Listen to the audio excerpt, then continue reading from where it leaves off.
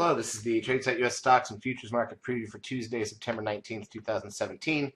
Look at the ES front month futures contract, the daily chart of the S&P 500 in broad market or in futures form. Nothing new to say, really. Up 3 on the S&P, down 6 on the NDX for the day. Another flat day. Let's take a look at the major indices. Then we'll look at the intraday action, which was horribly flat until it dipped in the afternoon.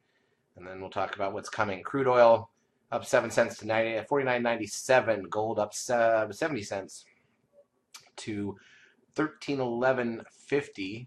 Got the S&P cash index, like I said, gained $3.64. That's a new closing high by a couple points.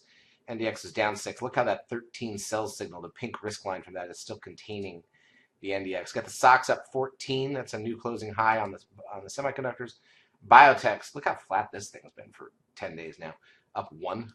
VIX closed 10.15, down 2 cents. The trend closing at 0.91, keeping the 10-day moving average under 1, but we're going to lose some low numbers the next 2 days there, so it's not going to easily dip lower. We've got the NASDAQ volume was really 1.6 billion at the close. They printed some post-market volume there, so it shows 1.8, but it was a weak volume day. Advanced decline ratio on the NASDAQ plus 531, plus 444 on the New York.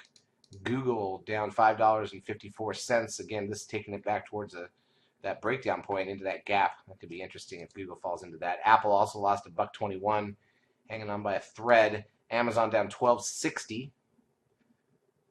Also not looking great. These leadership stocks not looking good at all. Netflix maybe the healthiest of all of them, up $2.27.